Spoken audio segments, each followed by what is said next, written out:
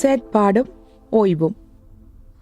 அவங்களுக்கு ஓடி ஆடி விளையாடுறது, சுத்தமான காற்று, சத்தான சாப்பாடு, உடற்பயிற்சி அல்லது விளையாட்டு எல்லாம் குழந்தைங்க ஆரோக்கியமாக வளர முக்கியம். விளையாட்டுகளால் நிறைய நன்மைகள் இருக்குது.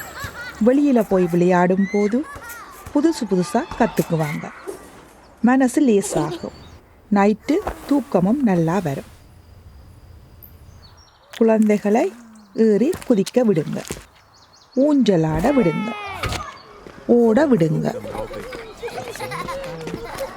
பந்து விளையாட விடுங்க.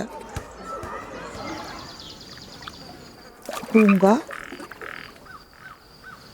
காடு, வாக்கிங்னு இயற்கை சூழல்ல அவையோட சேர்ந்து நேரத்தை செலவிடுங்க. குழந்தைக்கு நல்ல தூக்கம் அவசியம். தூங்கும்போது தான் கற்றுக்கிட்ட விஷயங்கள் மூளையில் நல்லா பதியும். 3 தொடக்கம் 5 வரைக்கும் உள்ள குழந்தைகளுக்கு 10 to 13 மணி வரை தூக்கம் அவசியம். உங்கள் குழந்தைக்கு எவ்வளவு தூக்கம் தேவைங்கிறதை அவங்க தூங்குகிற நேரத்தை கவனித்து நீங்களே தெரிஞ்சுக்கலாம். அதுக்கு ஏற்ற மாதிரி தூங்க போகிற நேரத்தை முடிவு பண்ணுங்க. நல்லா தூங்குகிற குழந்தைக்குத்தான் சுறுசுறுப்பும் கவனமும் அதிகமாயிருக்கும். அன்றாட வேலைகளை செய்ய அவங்களுக்கு தெம்பிருக்கும். மற்ற குழந்தைங்க கூட விளையாடும் போது தான் அவங்க உலகத்தை புரிஞ்சுக்கிறாங்க, பழகிறது எப்படின்னு கற்றுக்குறாங்க.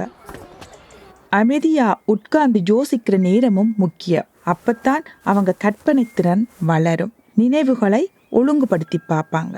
விளையாட்டுக்கும் ஓய்வுக்கும் தனித்தனி நேரம் ஒதுக்கி ஒரு வழக்கமான ரொட்டீனை வச்சுக்கிட்டா குழந்தைகளுக்கு ஒரு தெளிவு கிடைக்கும். உடலசைவு உடம்புக்கு மட்டுமில்லை, இடத்தை புரிஞ்சுக்கிற திறனுக்கும் நல்லது. இது ஸ்கூல் பாடங்களுக்கு ரொம்ப முக்கியம். நல்லா தூங்கி எழுந்த குழந்தைங்க எதையும் ஈஸியாக கற்றுக்குவாங்க. பிரச்சனைகளை தைரியமாக எதிர்கொள்வாங்க. ஸ்கூலில் பாடம் நடத்துறது, பொறுமையாக காத்திருக்கிறது, தனியாக வேலை செய்கிறதுன்னு எல்லாம் மாற்றி மாற்றி நடக்கும். வீட்டிலேயே இந்த மாதிரி பழகிட்டா ஸ்கூல்லையும் அவங்க எல்லாவற்றையும் ஈஸியாக கையாளுவாங்க.